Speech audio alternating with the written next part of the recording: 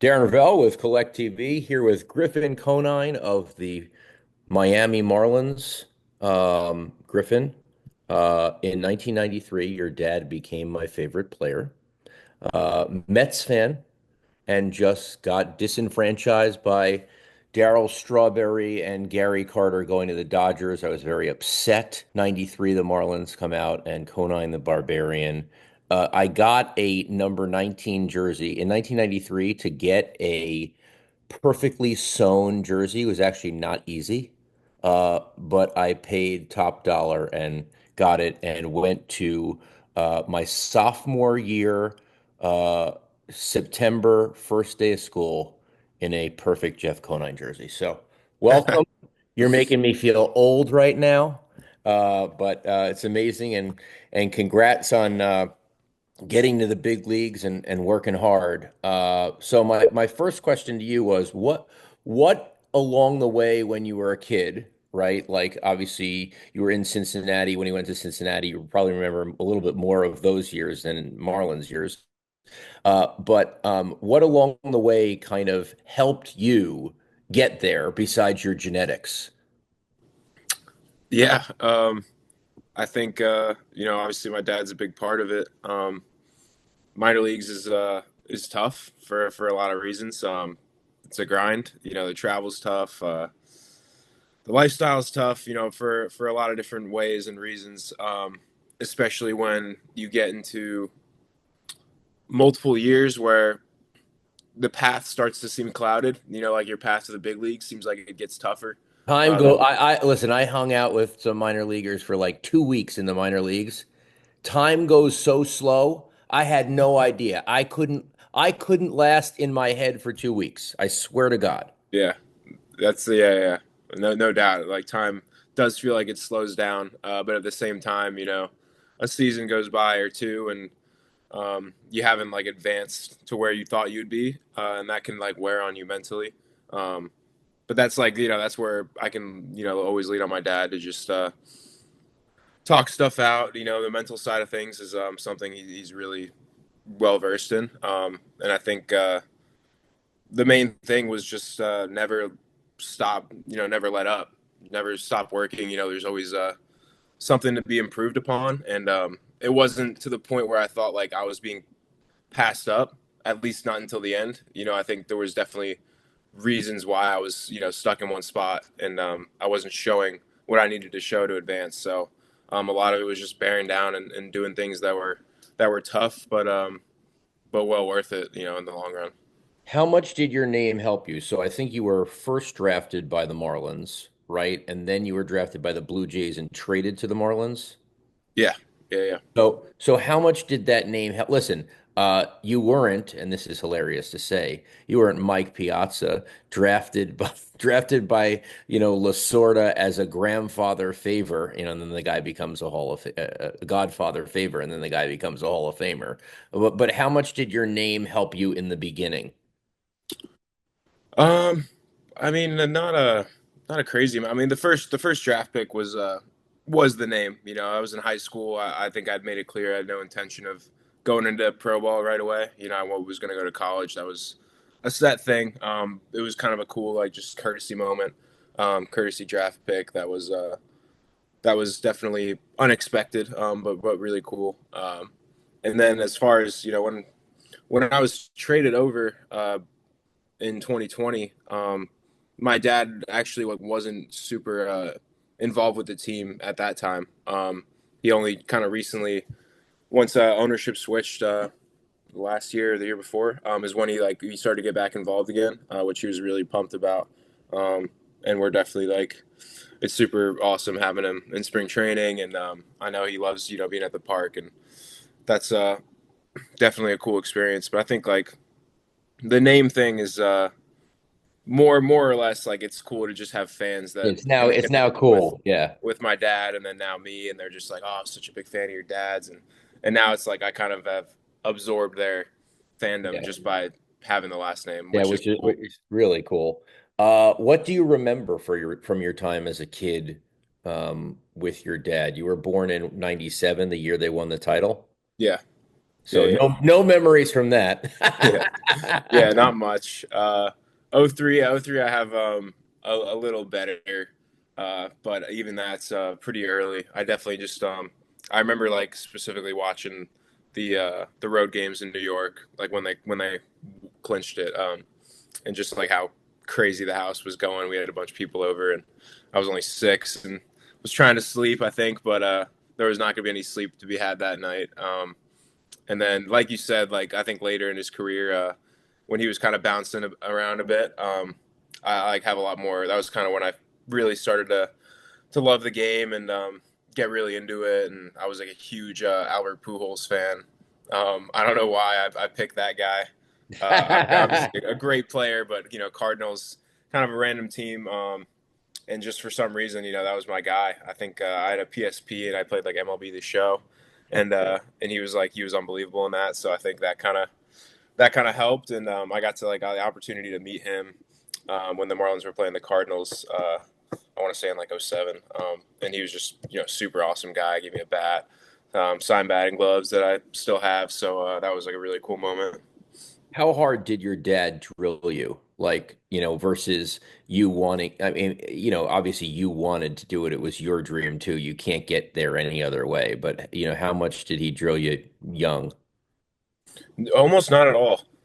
Almost not at all. I think I really, when he was playing, I was definitely a fan of the game, and loved it, loved baseball. But there was definitely a period after he retired where uh, I was like, 12, 13, 14, travel ball.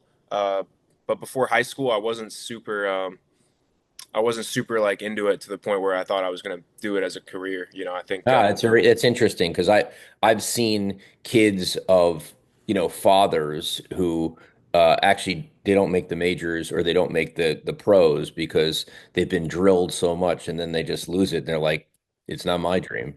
yeah, yeah, no doubt. And there's been countless teammates that I played with over the years that I've seen that like firsthand, and that like gives me definitely like a perspective of gratitude to just not have to have dealt with that because I can't imagine. There's so many tough things mentally to deal with in the game of baseball, just the game itself, and expectations. And I think if that's like coming from your home life, that's gonna make it a lot harder. Just to that should be a safe space, and like that's what it's been for me mostly my whole life. So that's been something I'm really grateful for. Your picture with Griffey and Bonds, that's a cool Yeah, one. I saw that. yeah, yeah, Yeah. yeah. That was yeah, that was during the period. I guess I was 10. That was in '07, maybe '06. But I was super into skateboarding at that time. So like that was like my life, dude. I love baseball, but that You're was like, like what? my hobby. It's like this is Barry Bonds and this is King Griffey. And you're like, where's Tony Hawk, baby? I mean, literally, I look back at that and I'm like so annoyed with myself to not have like been able to take that in for what it was. I knew they were like legendary players, but if I met them today, like it'd be a whole different story. Barry's one of the guys I watch the most, just highlight wise, and just marveling at what he was able to do. Ridiculous. And Ken Griffey, I think probably, yeah, undisputably the greatest swing of all time. Well, okay, one of the greatest swings of all time for No sure. doubt, no doubt. What do you think about like autographs and stuff like that? What's your, it seems like there's a lot of interest now because of social media in pictures over autographs. Are fans asking you more for pictures or young kids asking more to like, hey, turn around, take a picture with me versus maybe autographs? Yeah, there's definitely like a lot of they love the selfie. Like the kids love the selfie. And I mean, I think it's cool. I think it's fine. I think if you got it like ready to go, I think it's tougher when like the parents are like taking the phone and they're like pose with him because I think that's like we were trying to either get ready for the Takes game a or minute and a half, yeah. yeah, so like that makes it a little tougher. But like I mean, for the kid, like if it's a kid, I'm always gonna try to do whatever they're asking. If it's within reason. I think it's like when you get into adults asking for pictures or hey, that's where I'm kind of like I'll move along. It's time for the kids and it's for them. What was it like to see yourself on a baseball card? Pretty cool. Pretty cool. The first one was awesome. Just like having a first hit card. Um, was really cool. My family was obsessed with it, so they got as many as they could. Now you wear 18, right? He wore 19. Yeah, Okay. he wore both. So in the second stint, he wore 18. But Okay. first he was 19. Yeah, my jersey is 19. So you why do you choose 18? Are there someone with 19? No, no one had 19. I think I just I liked 18 better of the two, just like Just personally. the way it looked, the way it Yeah, felt on you. yeah, there's something about it. I think I wore it in travel ball as a kid as well. And I think like I don't know. I think just out of the two, like, and 19 was like his number more, if that makes sense. Like I didn't want to, like that was like his Absolutely. legacy, and like I thought it was cool that he wore both numbers. That way there could still be a connection there, but like he still has his number. Like I think 19 should be retired by the Marlins. And until that time I comes, don't think there's a debate there, but it's also like if you see an 18 now, it might be you instead of him, right? Like a 19 people will have, I don't know. Like, do you ever think about that? You're like, is that jersey mine? Oh, actually, Miami, it changed, right? yeah, So that's fair. if the front says Miami plus the colors change, the black, the blue change, so you know Right. whether it's your jersey or his jersey. Right. Well, we Yeah. had 2 years ago it would have been more of a question because we did the 30-year anniversary teal throwbacks. Yeah. So like those were just like the ones they used to wear, but obviously I wasn't up by then. Is there anyone with the Marlins who was with the Marlins 30 years ago and has told you some crazy story about your dad? Is there any exec? Is there any, or not really? I think I think the the road clubby whose name is Rock. He is one of the only. There might be a couple others, but like he's one I knew when I was a kid, like when I was literally 5 years old, and he's still a guy, and he's an awesome guy, and like I know he's told me a few over the years, but like he knows my dad obviously most of his career, and but other than that, like it's been most of the employees are have been turned over. What's your favorite piece of his memorabilia that you have or seen? Like what, like his own or that he's collected? Either Okay. or what do you have? Do you have something from him? Um,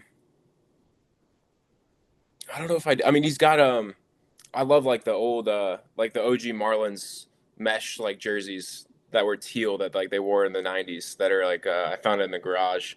Um, just collecting dust, and like that's such a cool jersey. So like I want to hang on to that one. And then as far as he's collected, I mean his collection is pretty unbelievable. I mean he's got a dollar bill signed by Babe Ruth. He's got an Xbox signed by Bill Gates. Oh man, That's a pretty we cool oh one. my God, screw you. I gotta talk to him. Holy Yeah, no, you do. That room is. We had to pack it all up. They just they moved. Like sold the house I grew up in recently, in the off season. So I was helping like pack all of it up, and that was a cool. I go up there a lot, but like it was cool to just see how many. I mean, we had like 8 or 9 boxes filled with bats. It's probably 150 bats that are all like wow. signed by all these great players. Which is You great name it. because he did a good job. I mean, in the mid late 90s, like, yeah, players collected things, but not as much as they do today. Today, it's wild. Today, Yeah, it's like everyone is looking out for, jersey swaps and all these things, and it's yeah. crazy. That's where like I gotta. I'm not like Fanboy. not necessarily, but like seeing what he collected like over his career, it's like it's reminding me I got to start. Like You got because to we start, play man. guys and we play like Otani and guys are sending over jerseys get signed by him, and I'm like, I want to do that. Like that guy's, when you play players like that, like you gotta get something. So I'm gonna start doing that. Otani's very much like Bonds. You feel like he could do whatever he wants at any point. Yep. Final question. So your father gets inducted in the Marlins Hall of Fame. He's the first one, and on that night you hit a home run. Is that like the greatest? I mean, it was so cool. I think like the ceremony was super cool. Um, had so much family and friends in for it. But then like once that all ended and like it was game time, in my head, I was just like, I hope I have a good one today. Like I didn't even care about a homer. I was just like, give me a hit or something, like something Can't positive, can't take can't do away. the 0 for 4 with four strikeouts. Can't do Right. I was like, that can't happen. So, and the first two at bats are like not great, whatever. And then the third at bat, I came out in a big spot, and it wasn't in my head at all, really. I was just trying to get a hit, and then yeah, like fastball up and got the barrel to it, and then, like once I was running the bases, I was like, this is so cool, like Oh this my is God. awesome, and So then going to win cool. the game, it was an awesome day. That's amazing. Griffin Conine, thanks so much for your time. What a pleasure and good luck. We'll be rooting for you. Thank you, appreciate it.